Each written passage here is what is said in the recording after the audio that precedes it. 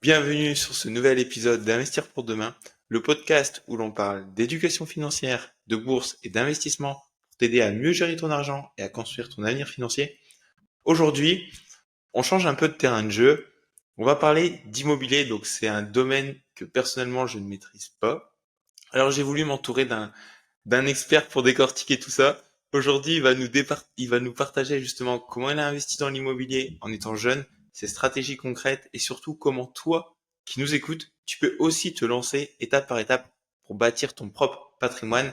Et aujourd'hui, quel invité, entrepreneur, auteur d'un livre sur les finances personnelles, investisseur en bourse avec plus de 200 000 euros investis et aussi propriétaire de 5 biens immobiliers. Il partage toute son aventure sur YouTube où il est suivi par près de 80 000 abonnés, il va bientôt le dépasser, à seulement 25 ans. Tu l'auras compris, notre invité n'est pas n'importe qui. Je suis ravi aujourd'hui d'accueillir sur le podcast Axel Paris. Bienvenue Axel et merci d'être avec nous aujourd'hui. Merci Emilien, bah écoute, incroyable cette introduction, super bien. Mais moi ça me donne envie d'en savoir un peu plus. Alors après tu m'as décrit comme expert, je dirais pas jusqu'à là, mais en tout cas j'essaie au mieux de partager ce que je fais, dans mes finances, dans mes investissements et puis c'est vrai que ça fait 2 ans là, j'ai appuyé sur l'accélérateur immobilier. Là j'arrive vraiment à un plafond de verre, qui est, mes revenus puisque du coup les banques là me prêtent plus, donc je vais être un peu bloqué et ma solution c'est juste de gagner plus pour pouvoir investir plus. Et du coup, entre-temps, c'est vrai que j'ai utilisé pas mal de mécanismes, je pense assez intéressants qu'on va pouvoir, du coup décortiquer un petit peu plus en détail.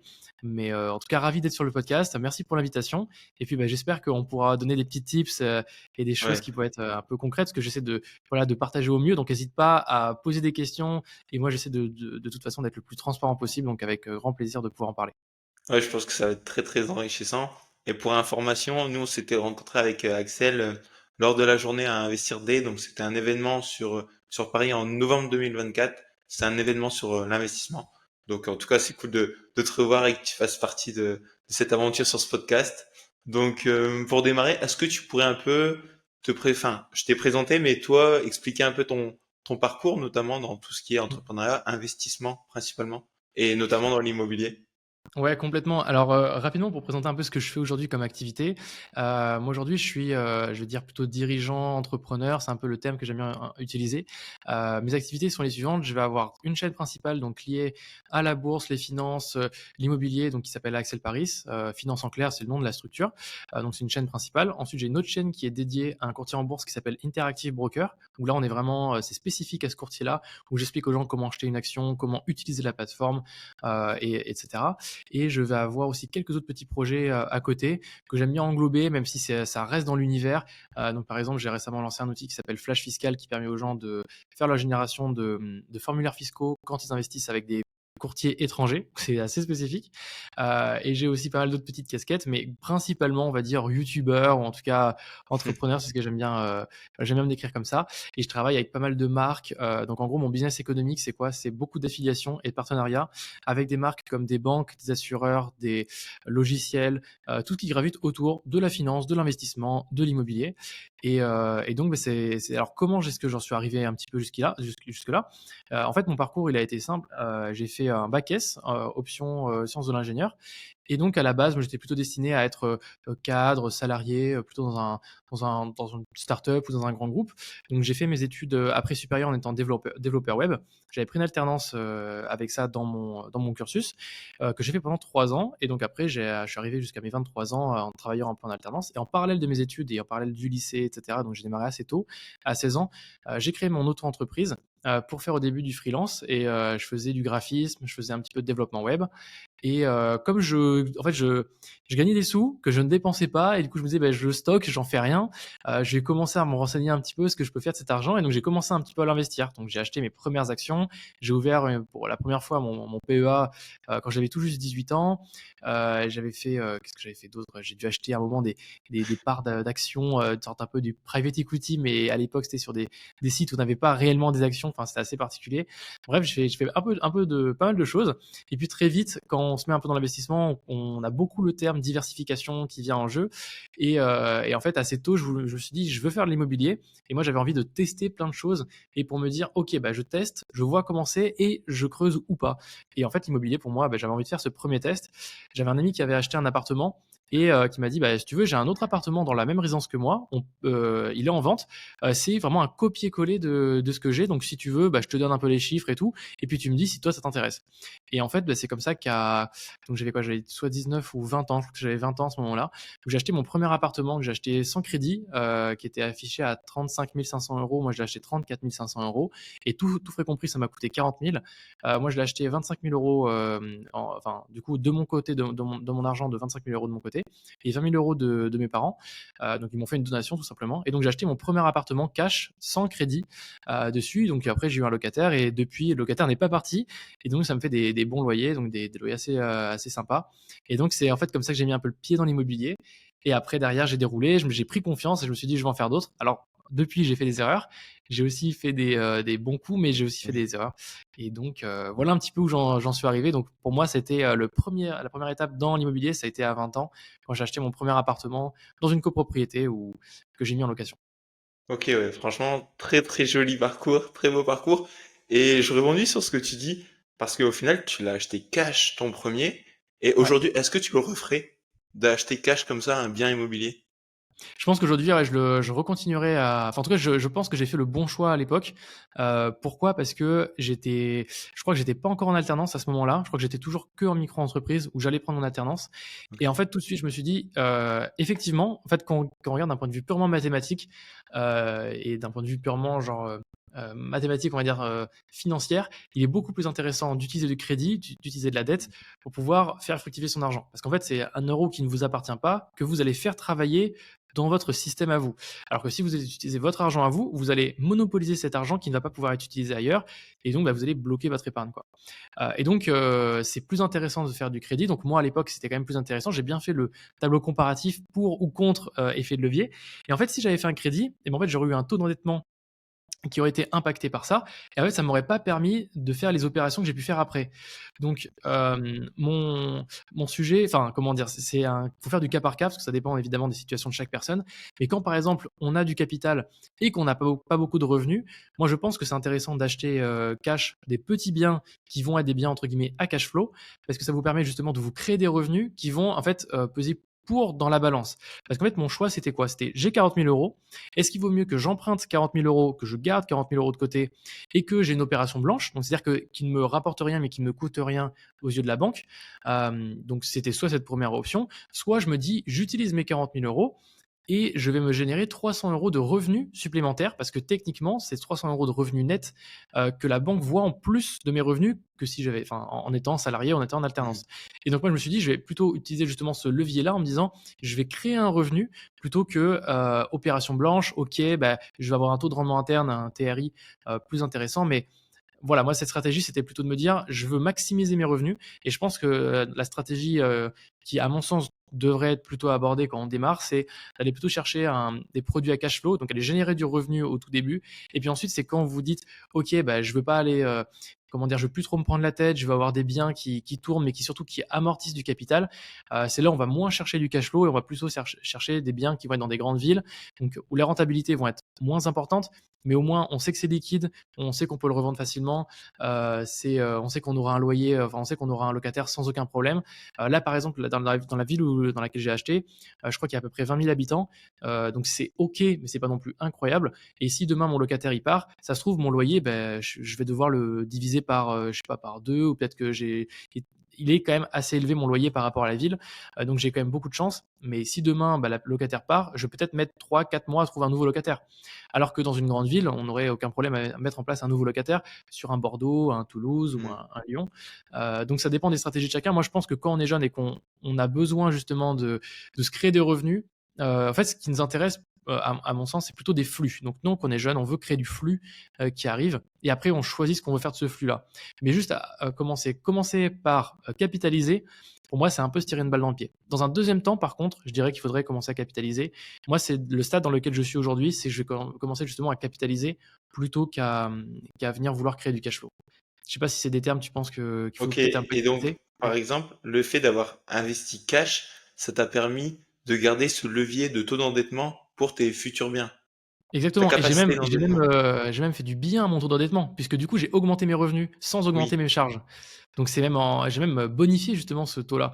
Alors que si j'avais fait du crédit, en fait, ça m'aurait coûté en effort d'épargne, alors que j'avais la capacité à investir.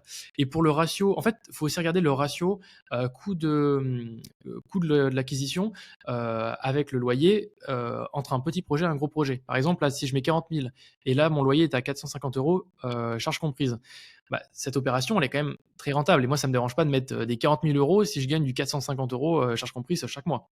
Mais c'est pas commun d'avoir ce type de bien. Ça arrive, mais c'est assez rare. Là, je te donne un autre exemple. J'ai acheté récemment un appartement qui m'a coûté 140 000 euros. Lui va me rapporter 750 euros de charges comprises. Donc, si on fait ce ratio, on peut voir que la rentabilité nette, elle est bien moindre, mais j'ai aucun problème à le mettre en location. C'est proche de chez moi, c'est vers Bordeaux. Donc voilà, c'est une autre approche, mais qui, du coup, si j'avais commencé par ce projet-là, en fait, ça m'aurait grave pénalisé parce que, admettons, je commence par un projet à 140 000 euros qui me rapporte 750 euros. Donc ça veut oui, dire que ça va me coûter 100 euros d'effort d'épargne tous les mois. Donc là, on parle juste en termes de cash flow, c'est-à-dire que je fais rentrer 750 euros charges comprises, mais moi, de l'autre côté, je vais payer 750 euros de crédit, plus quelques petites charges en plus, on va dire 850 euros. Donc ça veut dire qu'il me reste moins 100 euros chaque mois. Donc moins 100 euros, ça me coûte de l'argent de faire ce projet. C'est pas très grave, j'amortis du capital, donc je m'enrichis sur le papier, sur le long terme, donc c'est pas très grave.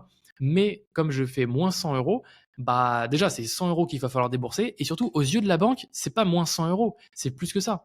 Parce que la banque, ce qu'elle va voir, c'est qu'elle va prendre les loyers, elle va les pondérer, souvent à 70 ou 80%. Donc elle va dire, bah, vous encaissez 750 euros charges comprises. Nous, on va considérer déjà, on va enlever les charges. Donc, admettons, c'est 730 euros hors charge. Donc, elle va prendre 730 euros comme étant des nouveaux revenus. Et ces 730 euros, elle va dire, bah, oui, mais il y a des charges. Donc, nous, on va pondérer, on va prendre que 70% de ça. Donc, 70% de 730 euros à peu près, on va dire que ça va faire du 550, 520 euros. Donc, ça veut dire qu'on a 750 euros de charges de crédit, de mensualité, pour 500 euros de revenus. En fait, aux yeux de la banque, c'est comme si on perdait 200 euros de revenus. Donc, si on veut pouvoir faire la machine où on enchaîne les opérations pour pouvoir respecter le fameux taux d'endettement des 35%, bah, ça veut dire qu'il va falloir gagner plus d'argent avec votre métier pour compenser cette perte des 200 euros. Alors que si vous faites une opération qui est ce qu'on appelle à cash flow positif, donc qui est rentable, mmh, ça veut dire que vous allez avoir par exemple 1000 euros de loyer pour 500 euros de crédit. Moi, je fais un cas très simple. Là, la banque, elle va voir que vous allez avoir 500 euros de crédit, donc 500 euros de charge, mais vous avez 1000 euros de loyer. Donc, pondéré à 70%, ça vous fait 700 euros. Donc, 700 moins 500, il vous reste 200 euros en plus de nouveaux revenus. Donc, la banque, elle est OK, et c'est même bonifiant. Enfin, c'est quelque chose de positif pour votre situation. Donc, moi, je pense que pour démarrer, c'est bien de faire très attention à son taux d'endettement. Mais ensuite, on va voir que le taux d'endettement, on peut quand même le bypasser avec certaines manières. Moi, j'ai usé de deux manières pour pouvoir bypasser, on va dire, ce taux d'endettement, parce que justement, j'ai un cas assez spécial où, comme étant entrepreneur, j'ai pas de salaire, en fait, pas de fiche de paie. J'étais aussi au chômage en fait, j'étais en alternance, du coup, j'ai pu bénéficier d'une rupture conventionnelle et du oui. coup bénéficier du chômage. Et donc, bah, aux yeux de la banque, c'est zéro de revenu. Et pendant ce temps-là, bah, nous, on va pas se verser un revenu puisque ça va baisser notre chômage. Donc, on va attendre la fin du chômage. Et pendant ce temps-là, bah, moi, fallait bien, enfin, en tout cas, j'avais envie de continuer d'investir. Donc, j'ai dû user d'autres solutions. OK. C'est intéressant ce que tu nous dis parce que tout ce que tu m'as expliqué maintenant, justement dans ta stratégie, aujourd'hui, tu as fait quand même un achat qui est ta résidence principale. Et est-ce Mm. que, justement, ça impacte ta capacité d'endettement pour les prochains biens? Ouais, complètement. Bah, en fait, ce que j'ai fait avant, ça a clairement impacté ma situation, aujourd'hui. Et pour acheter ma résidence principale, là, c'est un cas très particulier, qui est pas commun, clairement, qui est clairement pas commun, parce que j'ai acheté ma RP, donc résidence principale, en étant au chômage. Donc là, on va dire: «Mais attends, mais comment tu as fait ça?» Et en Oui. fait, ce que j'ai fait, c'est que j'ai acheté en indivision. Donc j'ai acheté 80% de l'appartement dans lequel j'habite, et chacun de mes parents ont acheté 10%. Alors pourquoi est-ce que j'ai fait ça? Quel est le sens de tout ça et tout ça? En fait, si on regarde purement en termes de chiffres, la banque, elle a vu que j'étais au chômage, donc pas de revenus, même si j'ai une entreprise qui génère du bénéfice, elle aurait pu considérer que je me versais un salaire. En fait, elle aurait pu voir mon bénéfice net. Elle aurait pu dire, bah, de ce bénéfice net, tu aurais pu te verser des dividendes ou alors tu aurais pu te verser un salaire, et donc ça t'aurait fait sur le papier tel revenu. Sauf que la plupart des banques vont dire, nous, on ne veut pas du potentiellement revenu, on veut voir des revenus. Donc, il aurait fallu que pendant 2 ans, je me verse un salaire ou une rémunération pour vraiment justifier en disant, voilà, je suis capable de me le verser. Et là, les banques, elles n'aiment pas trop ça. Donc, aux yeux des banques, en fait, je ne pouvais juste pas investir. En fait, je pouvais juste juste pas. Ils me disaient: «Bah, tu as un taux d'endettement de 300%, tu peux pas, investir, c'est impossible». Et donc la solution, ça a été d'acheter en indivision. L'indivision, c'est quoi? C'est un peu comme quand vous achetez en fait, ça veut dire que vous achetez à plusieurs, des parts de quelque chose. Et donc, moi, j'ai acheté avec mes parents parce qu'en fait, eux, ils ont fini de rembourser leur maison, donc ils ont plus de charges de crédit. Ils ont des revenus pleins puisqu'ils sont tous les 2 salariés. Moi, de mon côté, j'ai des charges, mais j'ai pas de revenus. Donc on s'est mis en commun. C'est un peu ça l'idée. La banque, elle va regarder, elle va faire la somme de tous vos revenus, elle va faire la somme de toutes vos charges. Donc c'est ce qui s'est passé pour mes parents et moi. Et donc on était ensemble, on est co-emprunteurs. Donc mes parents n'étaient pas caution sur le prêt, ils étaient co-emprunteurs, c'est un peu différent. Caution, c'est juste dire, c'est Axel qui lui emprunte, mais s'il fait défaut, on ira chercher les cautions. Là, c'est un peu différent, on est co-emprunteurs ensemble, ça veut dire qu'on est tous ensemble solidaires de la dette à 100%. Ça veut dire que si par exemple, moi, ce mois-ci, j'ai pas envie de payer, bah, ils vont pouvoir prélever mon père ou ils vont pouvoir prélever ma mère parce qu'on est tous à 100% sur le crédit. Donc, ce qui est une notion un peu importante. Pourquoi? Parce que si mes parents veulent faire un nouveau crédit dans un an, eh bien, on va comptabiliser 100% de la charge du crédit qu'on a fait pour notre résidence principale. Donc là, le premier inconvénient de faire un achat en indivision avec ses parents, par exemple, ou avec quelqu'un d'autre, c'est que ça va impacter 100% de votre charge d'investissement entre guillemets. Donc moi comme eux, mes parents n'avaient pas envie de faire de nouveaux projets d'investissement, d'acheter une maison, de faire de nouveaux crédits. Pour eux, c'était pas un problème, donc c'était très bien. Moi de mon côté, du coup, ça m'a arrangé. Et donc, le fait de faire ça, ça nous a permis de mettre ensemble donc nos revenus, nos charges.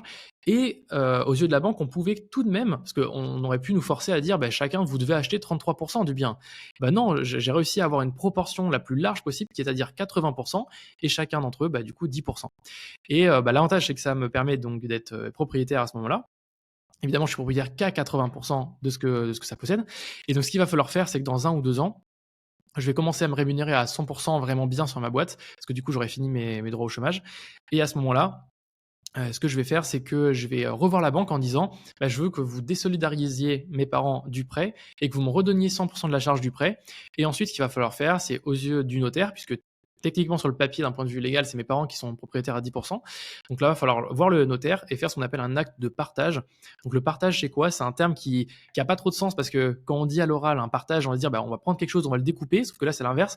Quand on est en indivision et qu'on fait un partage, c'est qu'on va regrouper les parts. Et donc quand mes parents vont faire un partage, mais les parts que eux ont, les 10% chacun, ils vont me les ramener à mes 80% à moi, donc ça va faire au total 100% chez moi. Et ce qu'il va juste falloir payer, c'est 2000 euros à peu près d'émolument. Donc ça, c'est les frais du notaire en fait, c'est ce que le notaire va prendre pour faire cet acte. Et il va falloir que je paye 2,5% du montant de la valeur nette. Sauf que comme le bien, on l'a acheté il n'y a pas très longtemps, il y a encore la charge du crédit et il y a la valeur des parts. Si on soustrait la valeur des parts associée à la valeur du crédit, ça fait qu'on va avoir une valeur nette proche de zéro, donc on va quasiment rien payer en termes de droits. Alors je sais pas, on appelle ça, c'est 2,5%, je sais plus comment ça s'appelle, mais en gros, on n'aura quasiment pas à payer. Donc en fait, le seul frais qu'on va payer, c'est les 2000 euros justement d'émolument, c'est les frais notariés, pour pouvoir que moi je récupère du coup le 100% de la charge du prêt. En d'autres termes, si je devais faire un résumé en gros de ce qui s'est passé, c'est que je ne pouvais pas investir parce que j'étais au chômage et parce que ma situation était encore trop prématurée pour pouvoir avoir 100% de la charge du prêt. Techniquement, je peux avoir la charge du prêt, mais c'était 100%, c'était trop tôt dans mon projet. Et donc, ça m'a permis de mettre en avant, d'avancer ce projet. Et donc, bah, c'est génial ce mécanisme-là pour pouvoir acheter ma RP, quoi. Ok, Je sais pas si ouais, Amir, t'as suivi un peu la technicité, c'est un peu technique quand même. Je cache ouais, pas c'est que. très très technique. J'avoue que pour Ouais, un premier podcast sur l'immobilier, c'est très très technique. ouais, Donc c'est clair. toi, t'as fait ça quand même aujourd'hui, t'as quoi? T'as une SCI, t'as une holding? Alors pour ça, là du coup c'est en indivision, c'est directement à titre personnel. Donc mais c'est ma personne morale, c'est Axel Paris qui a acheté 80%. Et après c'est chacun de mes parents à titre personnel aussi qui ont du coup leur fameux 10%. Donc c'est vraiment à titre personnel. Évidemment avant que je fasse ça, j'avais fait aussi quelques autres projets où là j'étais associé et c'est le deuxième mécanisme qui est le plus connu pour pouvoir emprunter quand on a peu de finances ou qu'on a dans des situations particulières, c'est l'association. Donc on va venir s'associer avec quelqu'un. Par exemple, moi ce que je faisais, c'est que au tout début, quand justement je vais quitter l'entreprise dans laquelle j'étais salarié et que je me suis mis du coup à mon compte et que j'étais pareil au chômage, j'étais dans la même situation, donc je ne pouvais pas investir. En fait, la banque me disait, bah, je ne te prête pas parce que même si ton opération elle est rentable, tu n'as pas les revenus associés suffisants. Et ce que j'ai fait, c'est que j'ai fait une autre SCI, enfin j'ai fait une SCI avec un associé, on était à 50-50. Mhm. Et l'avantage de faire ça, c'est que moi, je disais, je m'occupe de la partie plus opérationnelle sur le projet. Donc, c'est trouver le bien, c'est faire les visites, c'est gérer la partie gestion, on va dire, faire la gestion de l'investissement comment dire, au jour le jour, faire les déclarations, tout ça. Et lui allait plus apporter le côté financier, donc c'est-à-dire le côté profil financier solide. Et comme lui est expatrié suisse, donc lui il avait un gros salaire, en fait ce que la banque elle a vu, elle a fait pareil. Comme pour l'indivision, la SCI c'est de la même manière, elle va elle va faire la somme de nos revenus, elle va faire la somme de nos charges, et si à deux, eh bien, on peut investir, eh bien, banco, on peut investir à deux. Donc nous, on a fait une répartition à 50-50 dans le projet, mais on aurait très bien pu faire un 70-30 en fonction de ce qu'on veut. Donc nous, on voulait vraiment faire égal à égal. On a mis tous les deux le même apport. Donc ça n'a jamais été un problème, la partie quantité d'argent à mettre. Moi, nous, ça a toujours été un problème de est-ce que les banques vont nous financer, est-ce qu'elles vont faire le Mmh. crédit, parce qu'on a un profil particulier quand même, parce que du coup, chômeur entrepreneur français d'un côté et de l'autre, un expatrié suisse, les banques n'aiment pas trop spécialement ça. Donc on a dû mettre en commun nos forces. Et on a pu acheter comme ça. Donc ça, c'était le deuxième cas de figure, c'était l'association avec quelqu'un d'autre qui aura un profil, par exemple, plus avancé. Je prends le cas aussi d'un exemple d'un ami qui a fait un projet il n'y a pas très longtemps, où lui, il a vraiment l'expertise de trouver un bien rentable, pouvoir faire les travaux, pouvoir mettre en place un locataire. Donc vraiment tout ce truc de je trouve le projet, je le fais à 100%, c'est moi qui le gère. Mais par contre, je suis étudiant, j'ai aucune thune. Ça, c'était son problème. Et il s'est dit, mais comment je vais faire? Et ben, il a fait la même chose. Il s'est associé, mais de manière, enfin, le schéma est encore plus exagéré que ma situation. Lui, il s'est associé avec comment on appelle ça, un chirurgien. Je sais plus quelle spécialité, mais bref, il était avec un chirurgien. Et donc, lui, il gagnait 30 000 euros par mois. Et lui, il n'avait pas du tout le temps de s'occuper de projets immobiliers, mais par contre, il voulait commencer à capitaliser et commencer à placer de l'argent pour ses enfants. Et ils se sont dit, bah, on va s'associer à 50-50. Donc, d'un côté, il y en a un qui apporte la solidité financière aux yeux de la banque. Donc là, ils peuvent emprunter de l'argent. Donc ils ont levé plus de 700 ou 800 000 euros pour acheter un immeuble, deux, trois maisons et je crois quelques appartements. Lui, il s'est occupé de faire les achats, de faire les contrats, de mettre en place des locataires, gérer les travaux, etc. Et donc, cette association de 50%, en fait, elle arrange tout le monde. Parce qu'il y en a un qui a du temps mais qui n'a pas d'argent et un autre qui a de l'argent mais qui n'a pas de temps. Donc ça, l'association, elle marche très très bien dans ce genre de cas. OK. Voilà, pour le deuxième cas. Et après, il y avait un troisième cas. Je me permets d'enchaîner sur sinon je vais oublier après mon fil. Troisième cas que là, j'ai fait il y a pas très, très longtemps. Donc là, qui est pareil, encore très avancé, un peu comme sur l'indivision, où en fait, quand vous avez pas les revenus suffisants pour pouvoir dire: Ouais. «Bah, moi, je suis à 300% d'endettement, je peux plus emprunter». Comment est-ce qu'on fait? Eh bien, on va mettre une garantie supplémentaire à la banque et la banque, elle peut tout à fait, vous prêter. En fait, en fait, il y a toujours de la négociation qui est en place. Quand vous avez des ressources, quand vous avez quelque chose à côté, vous avez toujours moyen de négocier. Parce que si vous allez voir la banque, effectivement, vous êtes étudiant, vous n'avez pas d'argent, vous n'avez aucune ressource, c'est impossible d'investir en immobilier. Par contre, si vous avez des parents qui ont du capital, des parents qui ont une entreprise, vous avez du cash de côté, vous avez n'importe quel autre type d'actifs ou de ressources, là, vous allez pouvoir, d'une certaine manière, peut-être négocier, le mettre en jeu. Je prends le cas, par exemple, on va faire plusieurs exemples, mais vous avez une entreprise, si elle fait un certain chiffre d'affaires, le fait de dire à la banque, bah, si vous me financez, moi, le compte de l'entreprise, je le mets chez vous, elle, ça va l'intéresser parce qu'elle va récupérer du flux, elle va récupérer un nouveau client, elle va récupérer potentiellement des frais supplémentaires, des assurances, des choses comme ça. Donc elle, ça va lui faire du business à la banque. Donc si vous avez une entreprise, c'est pour ça que des fois, vous pouvez, si vous êtes entrepreneur, les banques, elles aiment bien ça aussi. Quand vous êtes salarié, souvent les banques elles vont vous demander de domicilier votre salaire chez la banque parce que ça va lui générer aussi du flux. Donc c'est potentiellement vous allez lui prendre une carte, vous allez prendre une assurance, vous allez lui prendre tout un tas de services qu'elle pourrait vous facturer en plus. Donc ça lui fait du bien à la banque. Donc elle a besoin de business, la banque, elle a besoin de ressources. Et dans ce cas-là où moi j'avais pas beaucoup de revenus mais j'avais des ressources, ce que j'ai proposé à la banque parce qu'elle me disait bah, t'as 300% de ton endettement, on va rien te prêter. Moi je lui dis bah, si vous voulez, j'ai un appartement, donc le fameux appartement à 140 000 euros dont je vous parlais tout à l'heure. Je leur ai dit bah, si vous voulez, moi j'ai du cash j'ai des titres dans un compte titre de société. Donc en fait avec ma société YouTube, celle sur laquelle en fait j'ai mes revenus YouTube de partenariat etc qui arrivent dessus. Ce que je fais c'est qu'avec cet argent là que je ne me sors pas en salaire vu que je n'ai pas besoin de me verser un salaire, je le réinvestis. Et donc je le réinvestis en achetant des actions sur ce qu'on appelle un compte titre de société. Donc c'est comme quand vous investissez en bourse avec un Trade Republic, Interactive Broker ou DeGiro, donc ce type de plateforme. Moi j'ai la même chose mais pour une société. Donc en fait la personne qui investit, c'est pas moi Axel Paris, c'est ma société qui investit, c'est au nom de la société.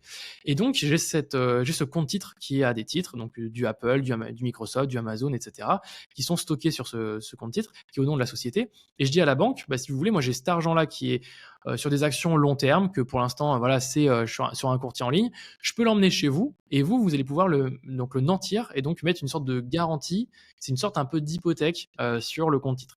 Donc ça veut dire que mes titres m'appartiennent toujours, mais la banque, elle va mettre un nantissement dessus et ça veut dire qu'elle va pouvoir me prêter de l'argent à hauteur à peu près de cette valeur-là. Et elle va dire, bah, si vous remboursez pas votre prêt, on aura le droit de liquider vos titres, de vendre vos actions et pouvoir rembourser le prêt grâce à ça. Donc techniquement, si moi je rembourse plus mon prêt, ils pourront prendre 100% de ce que j'ai sur cette enveloppe. Bon, normalement, je vais rembourser mon prêt parce qu'il y aura un locataire en face, ou même moi je vais m'arranger pour rembourser mon crédit. Mais grosso modo, la méthode que j'ai fait, c'est quoi? C'est j'ai nanti un compte titre de société pour pouvoir avoir un nouveau crédit qui me permet d'acheter un appartement et du coup d'avoir un locataire. Dans cette méthode-là, il y a, bon après il y a mille sujets, je vais pas trop épiloguer. Je sais pas si Emilien, tu avais des questions sur ce sujet. Non, dis, c'est bien. Franchement, c'est super intéressant. C'est clairement la garantie, quoi. En Ouais, cas exactement. de problème personnel de remboursement du crédit, quoi. C'est la garantie de la banque. C'est ça, exactement. Et puis alors, beaucoup m'ont dit, ah mais en fait, tu as fait un prêt lombard, ça fait un crédit lombard. En fait, non, c'est pas un crédit lombard, parce que le crédit lombard a plusieurs particularités.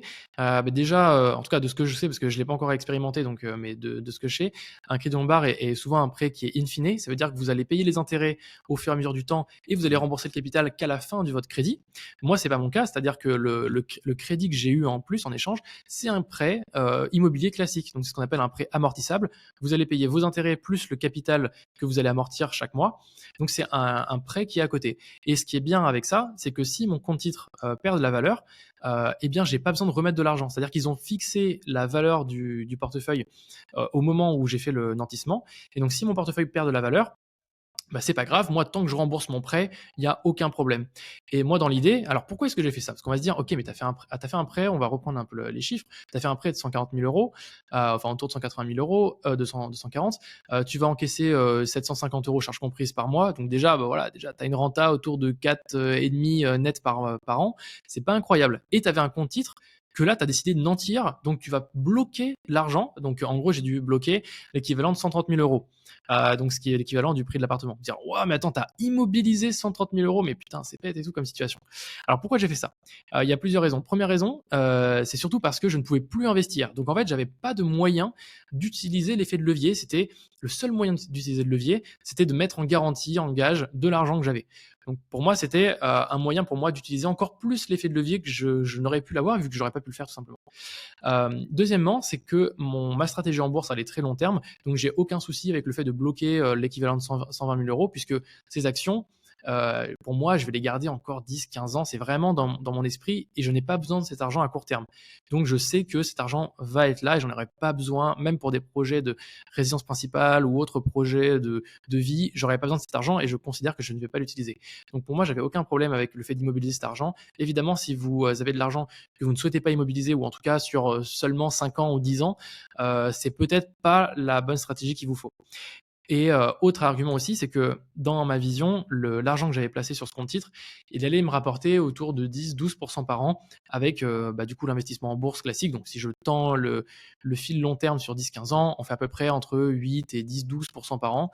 Donc c'est à peu près historiquement ce que le marché a fait. Donc l'idée c'était un peu, je tirais un peu sur cette projection-là en me disant c'est ce que je vais faire. Et je me dis, mais en fait, je vais faire entre guillemets que maximum 10-12% par an avec cet argent que j'ai en ma possession. Là, le fait de nantir cet argent, plus de lever de l'argent en plus, ça me permet, avec ce projet immobilier, d'avoir un TRI, donc ce qu'on appelle un taux de rendement interne. C'est en fait le taux de rentabilité que 1 euro que vous avez placé dans votre stratégie va vous rapporter. Donc si par exemple, je vous dis que en bourse, je fais 10% de TRI, ça veut dire que si je place 1 euro dans ma stratégie, tous les ans, je récupère 10 centimes. Et donc, ça va venir augmenter. En gros, je fais du 10% par an. Si je regarde avec de l'immobilier, si je fais de l'immobilier sans crédit, donc ça veut dire que je place, comme pour la bourse, on me dit que je fais 10% de TRI. Si je place 1 euro en immobilier, ça veut dire que je reçois 10% du coup de ce montant-là de loyer tous les ans.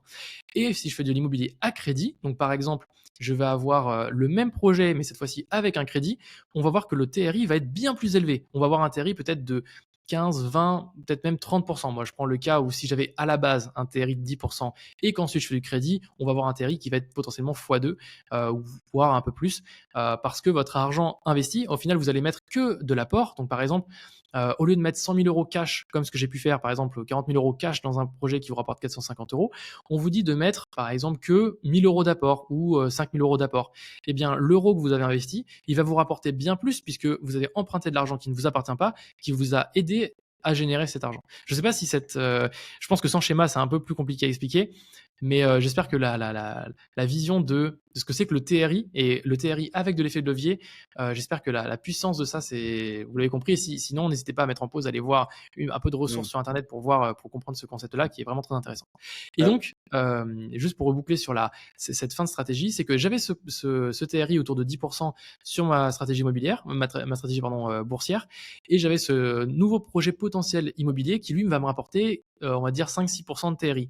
Eh bien, le fait d'avoir levé de l'argent, c'est-à-dire que j'ai transformé ces 10% par an en 15-16% par an parce que j'utilise de l'argent qui n'est pas à moi et parce que je me suis dit que je vais aller pousser l'effet de levier.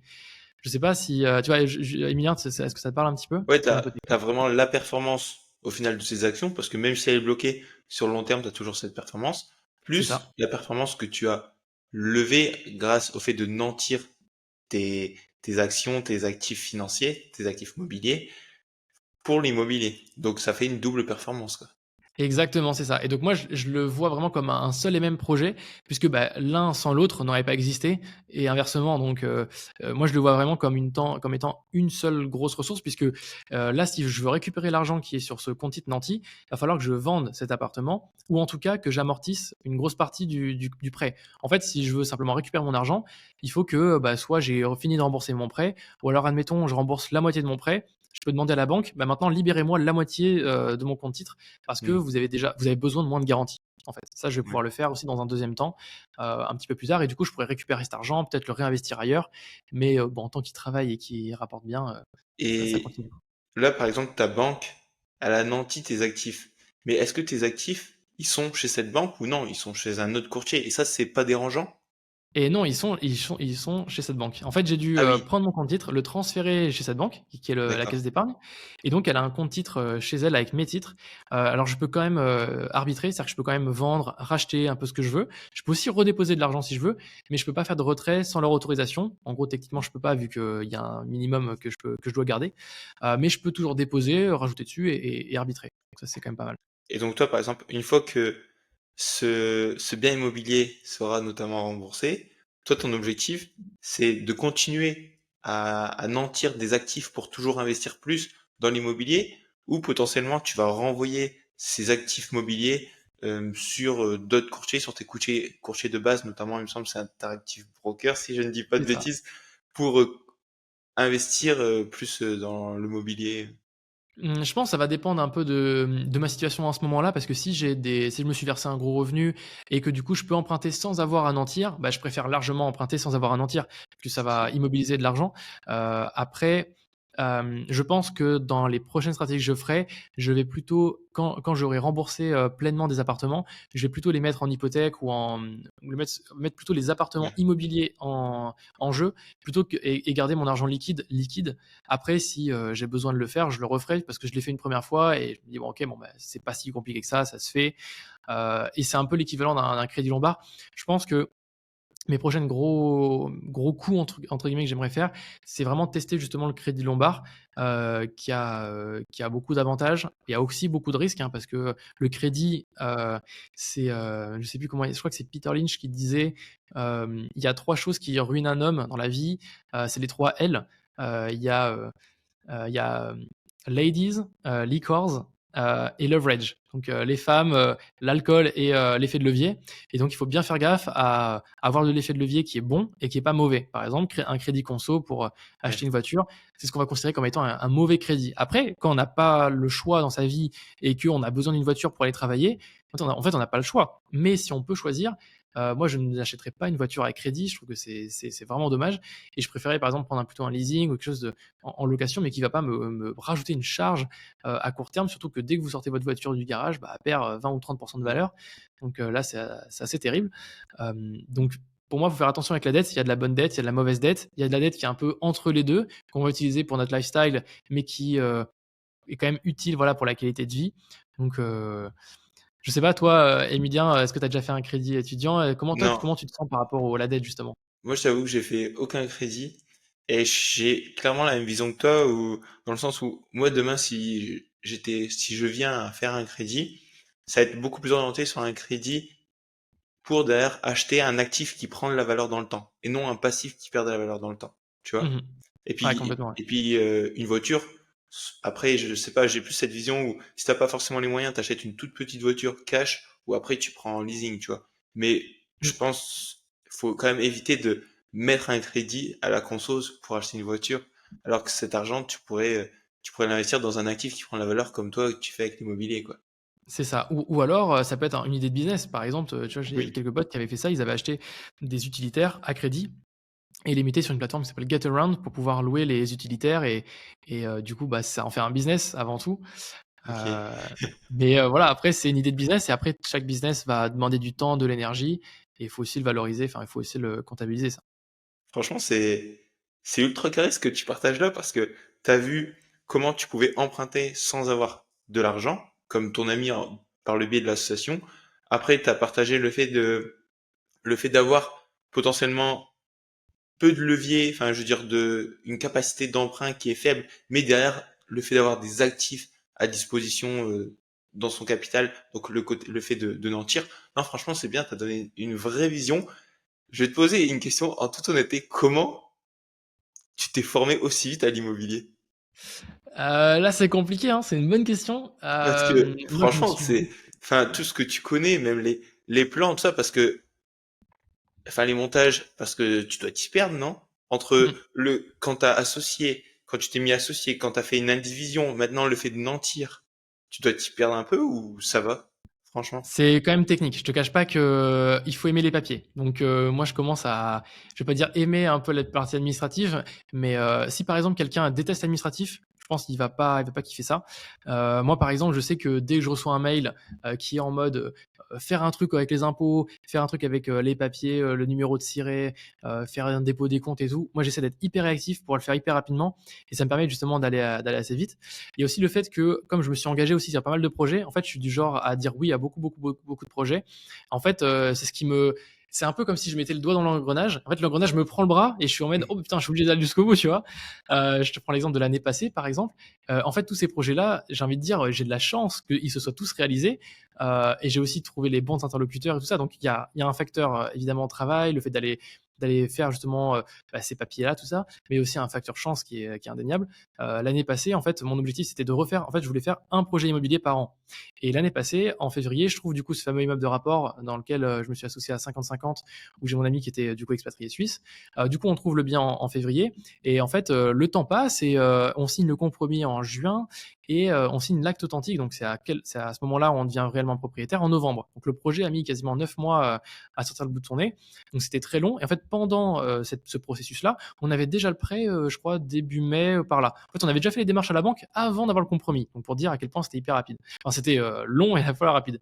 Et donc, à ce moment-là, je me dis, bon, bah, l'opération, pour moi, elle est pliée. Je vais en faire d'autres. Et donc, bah, je regardais un peu sur Bordeaux pour pouvoir acheter ma résidence principale. Donc, j'avais mis quelques alertes dessus. Et du coup, pendant que je fais mes recherches, je tombe sur un appartement qui finalement, au tout début, je me dis, bah, pourquoi peut-être pas pour moi, mais finalement, c'était un peu trop loin. Donc, c'était un projet d'appartement à Isin, qui est ce fameux justement appartement à 140 000 euros. Donc là, je visite, je signe le compromis autour de septembre 2024. Donc je me dis, bon, ben, ok, j'ai un premier prêt qui va arriver parce que je dois acheter en novembre l'immeuble de rapport. Je signe le compromis pour Esin et là, du coup, il va falloir que je trouve une solution pour mon financement. Donc là, j'étais là à ce moment-là. 2 semaines plus tard, je tombe sur l'appartement dans lequel je suis aujourd'hui, qui est un super appartement, très lumineux. Je me dis, putain, Banco, il a l'air trop bien, je veux habiter là-dedans.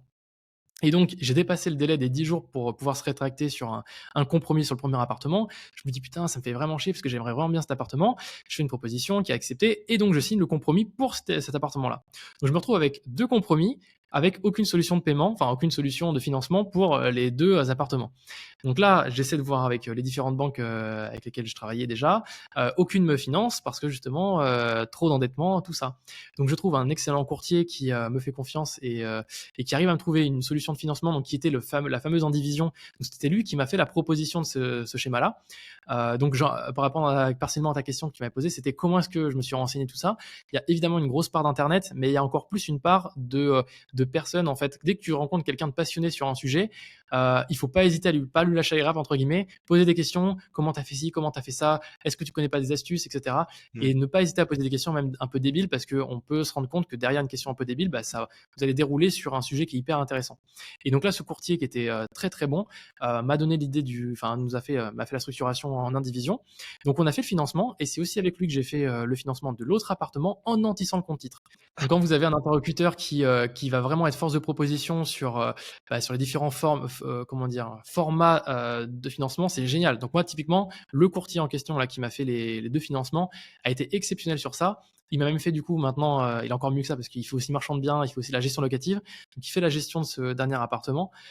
Mais en tout cas, ce qui m'a permis vraiment d'apprendre beaucoup de choses et d'avoir un énorme retour d'expérience, pour moi, ça a été ça a été à 90% des discussions en réel avec des personnes avec qui j'avais pu échanger. Donc, si je devais te bien donner un conseil, c'est connectez-vous à tout ce qui va être apéro, immobilier, réseau d'affaires, d'autres entrepreneurs, discutez avec les gens, mais discutez avec eux en vrai. Parce que par exemple, quand vous allez discuter sur Internet ou écouter des podcasts, c'est bien aussi parce que justement, il y a des partages d'expériences où là, les gens vont être dans des conversations entre guillemets un peu deep, mais si vous allez juste vous contenter des vidéos YouTube ou alors des commentaires YouTube, le problème c'est qu'on n'a pas le temps d'exprimer un vrai avis et vous avez envie de creuser, de poser des questions directement. Donc pour moi, il faut aller plutôt tout ce qui est apéro, tout ce qui est rencontre, etc. Et alors je suis pas un anti-formation, mais je comprends qu'on puisse avoir envie de se faire accompagner, de suivre une formation. Mais je trouve que les formations, des fois de 3, 4, 5 000 euros, en fait, on a autant de valeur à discuter avec limite un avocat ou un expert fiscal qui va se retrouver à n'importe quelle soirée du coin, en final. Donc, il suffit de rencontrer dans sa famille, de connaître quelqu'un qui est expert comptable, mais en fait, mais parlez-lui de son métier, il va parler avec passion et vous allez découvrir des trucs mais vraiment hyper intéressants. Je prends le cas par exemple des experts comptables sur le sujet de la transmission. Il y a tellement de sujets hyper intéressants. Bon, bien sûr, il faut s'intéresser à ces sujets, mais il y a tellement de sujets intéressants. Les agents immobiliers, discutez avec eux, ils vont vous dire ah mais putain la semaine dernière j'ai trouvé un bien là, dommage que je peux pas l'investir et tout. Mais ça se trouve voilà vous avez un pote dans votre entourage qui a plein de projets. Donc pour moi c'est vraiment les discussions réelles qui ont fait la différence. Et tu parlais de chance, mais au final, c'est pas vraiment de la chance. Enfin, tu as créé ce facteur chance, c'est ce qu'on appelle la sérendipité, le fait de donner les moyens pour te créer cette propre chance. Donc, non, franchement, c'est cool, merci de ton partage. Là, si aujourd'hui tu pouvais, de ton expérience dans l'immobilier, donc de ces quelques années, nous partager des erreurs que tu as faites et que tu ne referais plus aujourd'hui, lesquelles seraient? C'est une bonne question ça. Quelles sont les erreurs que j'ai pu faire? Alors si on fait un focus sur l'immobilier, Oui. moi je dirais qu'une de mes erreurs, c'est d'acheter trop loin de chez moi. Vraie erreur, clairement. Parce que alors il y a 2 choses, 2 erreurs. Je mettrais, avoir acheté trop loin de chez moi et la deuxième c'est, heu, ne pas faire assez de devis, faire trop confiance aux artisans et en fait ne pas s'intéresser vraiment à ce qui est fait, en fait. Si on se dit juste: «OK, je veux déléguer, mais me dites rien, ça m'intéresse pas, je veux pas savoir et tout ça», en fait, vous allez forcément vous faire baiser. Je peux pas dire le terme, mais vraiment, vous allez vous faire baiser sur les tarifs surtout. Donc Ouais. renseignez-vous. Ça se trouve, en fait, on va se dire: «Putain, faire de la peinture, c'est compliqué, moi je suis pas manuel et tout». Mais au final, c'est pas si compliqué que ça. Il y a plein de vidéos YouTube qui expliquent comment, faire du placo, comment faire de la peinture. Donc c'est pas très compliqué et des fois, vous pouvez voir des devis, mais vraiment, c'est un truc de fou, hein, sur des artisans, du simple au quintuple, genre, 5 fois plus cher. Il y a un mec qui va vous faire un peintre qui va vous faire un devis à 300 balles parce que c'est l'artisan du coin, c'est le retraité, il veut juste faire une petite pièce et c'est tout. Et vous en avez un autre qui va être une grosse entreprise, il a 15 salariés et lui il va vous allumer, il va vous facturer 1500 balles par exemple. Et donc ça fait très mal. Et donc peut-être même que c'est pour la même qualité de service. Donc là aussi, il faut aussi voir par rapport à la qualité. Mais le fait de bien se renseigner sur ce qui est fait, pourquoi, combien, d'aller voir les devis. Un truc tout bête, mais quand on vous envoie un devis, il faut bien lire les détails du devis, questionner, dire par exemple, tiens, pose d'un radiateur, demandez la référence du radiateur, allez vous-même voir sur le site de Leroy Merlin, c'est quoi le prix d'un radiateur neuf, et si vous voyez 30% de plus, vous dites, mais je comprends pas, le radiateur il coûte 200, vous me le vendez 300, comment c'est possible? Donc bref, tous ces sujets-là, d'aller vraiment chercher dans le détail, ça prend du temps, mais je pense qu'il faut vraiment le faire, vous allez gagner à long terme. Et la première erreur, donc c'était d'acheter trop loin. J'ai acheté ça c'était mon premier immeuble, donc c'était juste après l'achat de l'appartement à 40 000 euros. J'ai acheté un immeuble de rapport, donc dans le centre de la France, à je dirais 4-5 heures de chez moi, que j'ai mis en agence de gestion.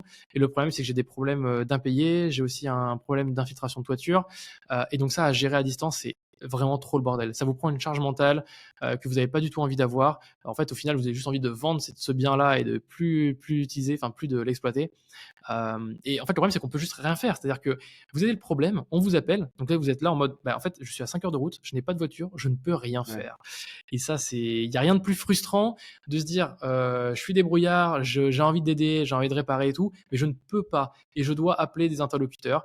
Et en fait, là, quand vous appelez, je prends le cas parce que c'est ce qui m'est arrivé, vous appelez un couvreur un dimanche après-midi, vous dites, écoutez, j'ai vraiment besoin de vous. Et le mec vient et il vous facture 500 balles pour mettre un peu de chewing-gum sur le toit. Enfin bref, une cata de fou, quoi. Donc, Axel. ouais, je vois la petite caméra qui est en train de se faire la malle. Ouais, je crois qu'on a un problème de nos signaux. Ouais, non, t'inquiète, c'est que la caméra, ça a un peu chauffé. Un Ouais, peu j'ai vu chauffé, je ça. vais l'éteindre et la rallumer. Elle est un peu en surchauffe, la pauvre. Mais on peut continuer un petit peu à l'oral si tu veux, ça va revenir dans 2-3 minutes. Ouais, ouais, bah c'est ok. Non, franchement, carré. Et justement, toi, par rapport à tes erreurs, aujourd'hui, tu gères tout toi-même ou tu délègues à des agences? Ouais, aujourd'hui, je gère tout moi-même, sauf un appartement, enfin un immeuble, pardon, et un appartement. Donc là, l'immeuble, je l'ai qui est à distance, donc là, j'étais obligé de gérer par une agence. Et ensuite, il y a l'appartement, donc là, le nouveau à Eysines, qui lui va être géré par une agence, donc c'est un mec indépendant. Et faut, alors en fait, on peut faire les deux, on peut faire soit gérer, soit gérer soi-même. En fait, la gestion personnelle, c'est pas si compliqué que ça. C'est juste, faut être proche et quand vous avez un problème, faut être disponible. Donc quand c'est proche de chez vous, pour moi, il y a aucun problème. Par contre, quand c'est loin, en fait, vous avez juste pas le choix. Et là, c'était un peu mon problème, c'est que quand vous achetez loin, vous êtes juste forcé de passer par des interlocuteurs et d'autant plus quand vous êtes sur une petite ville. Là, vous vous retrouvez avec une ville, des fois de 5 000, 6 000 habitants. En fait, vous avez, 2 couvreurs, 3 peintres, vous avez aucun choix, en fait. Alors que quand vous êtes dans des grandes villes, vous êtes dans des villes, de taille moyenne, de 30 40 000 habitants. Là, vous avez plus de choix, vous avez de la concurrence, vous allez pouvoir confronter, avoir plusieurs devis et moins vous faire avoir. Donc, mon conseil, c'est éviter plutôt les petites villes, chercher du cash flow, mais quand même soit sur des villes que vous maîtrisez, des villes à côté de chez vous, sur lesquelles vous allez pouvoir y aller, quoi, au cas où, quoi, clairement. Ok, et tu sais que là, tu viens de donner la recommandation que je voulais te poser en dernière question du podcast. Ah ouais, c'est quoi la recommandation? J'adore, ouais. Non, mais c'est bien, au moins, t'as vraiment dit à nos auditeurs qui nous écoutent aujourd'hui ce qu'ils devaient et ce qu'ils ne devaient pas faire, donc c'est cool. Justement, je vais finir avec une dernière question. Si on pouvait faire un rapprochement avec la bourse, lequel Ah, ce quelle serait? quelle serait-elle? Le rapprochement avec la bourse, bah, en fait, il y a des avantages et des inconvénients de faire les 2. Moi, je pense que quelqu'un qui va dire: «Je fais l'un et je ne fais ou je fais l'autre, mais je ne fais pas les 2. Pour moi, je pense que c'est une erreur, stratégie financière.